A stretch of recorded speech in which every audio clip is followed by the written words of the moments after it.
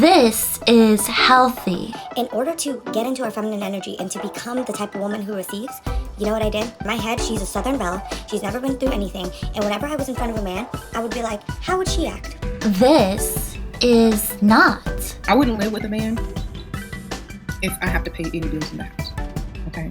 Because if you're there or not, he still gotta pay them bills. Healthy. When you want to text a man, when you want to react to a man, how would this woman, who hasn't been through shit, who literally only knows a life of leisure, react? Act as her, and over time, you will become her, and you will start to receive all the benefits that flow to a woman like her. Not so healthy.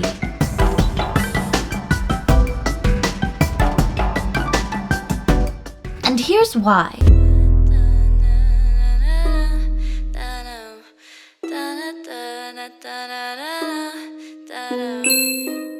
The first woman is all about her mentality. It's all about what she needed to change, what she needed to do, and how she needed to heighten her standards, accept more for herself.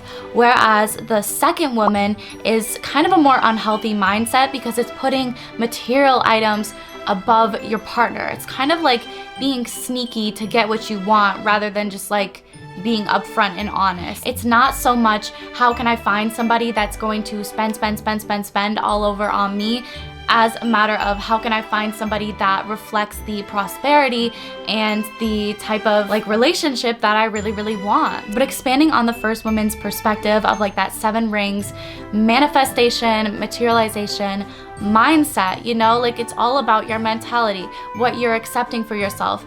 Are you heightening your standards and then, you know, going after something that is not living up to your standards, basically? Because when we're doing that, even if it's like going back to somebody, you know, even doing shit like that can kind of reaffirm to the universe, okay, this is what I'm accepting for myself. This is what I want for myself. When in reality, it's like, no, that's not what I want, but it's what I'm accepting, kind of what you're settling for. I basically just briefly wanted to mention confidence and like being confident in yourself and being a little bit high maintenance, which I can get into in different videos in the future, but I just wanted to briefly mention it because I do feel like it really affects your mentality, your mindset when it comes to how much you accept for yourself, how much you'll put up with, how much you'll kind of like settle for, you know? And the less you can kind of see that you should be settling for, I feel like the more heightened that your standards get, and then the more heightened that your confidence gets, and then the better of options and love and friendship and career that you start accepting for yourself. So it's all kind of like a bundled thing that, again, we can get into it at another time. If you guys had any questions about that, definitely leave them down below. But not just that, but when I really first started my sugar daddy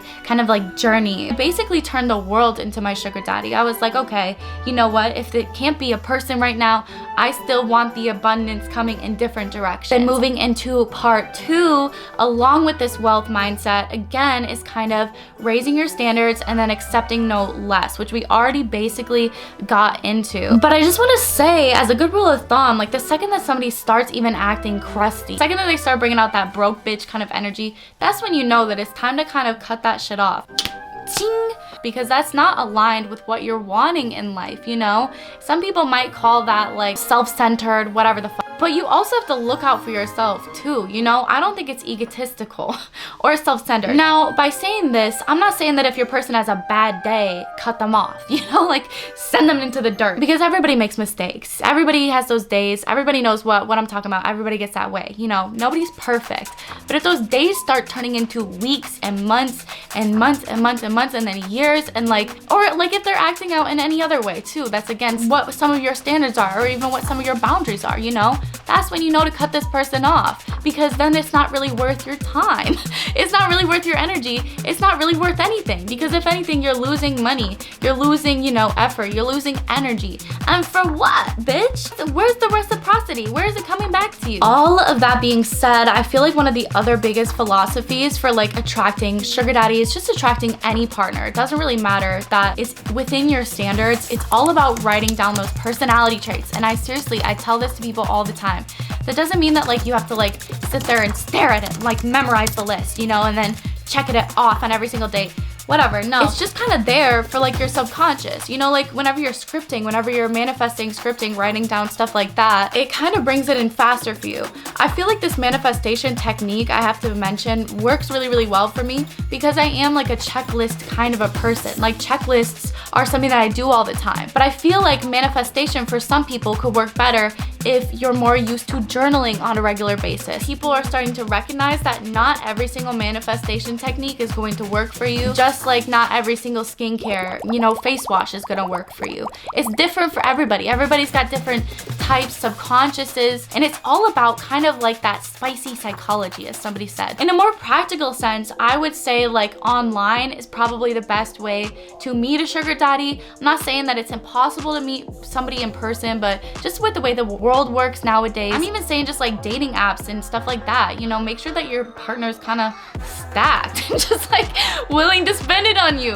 And again, I feel like a lot of that has to do with your own mindset and realizing that it's okay to have a partner that wants to spend money on you. It's okay to want to receive gifts, to want to receive luxurious things. And the mentality, it's all in what you accept for yourself. And again, I just wanted to reiterate too that a sugar baby is different than a gold digger, because a gold digger is all in it for the funds, the finances. They don't care about the person's heart, the person's soul. They don't even care if the person is really alive. A sugar baby, on the other hand, loves the partner, and the material is just like a little sprinkles on an ice cream and like a little whipped cream and cherry on top. Like, it's just a little extra nice thing. It's nice to be spoiled. It's nice to be treated really nice. But yes, everybody, this was just a very brief introduction as to how to get a sugar daddy, how to attract a sugar daddy. Very, very, very brief. If you guys had any more questions, feel free to leave them down below. Let me know if you guys have any other topics or anything else that you'd like me to discuss in the future when it comes to manifesting, when it comes to relationships,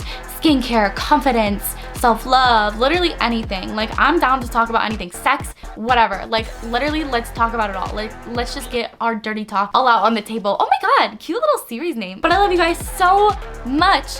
From the bottom of my titty heart, thank you so much for watching. Definitely go check out my new cover of Cupcake CPR, and I will see you guys very, very soon, okay?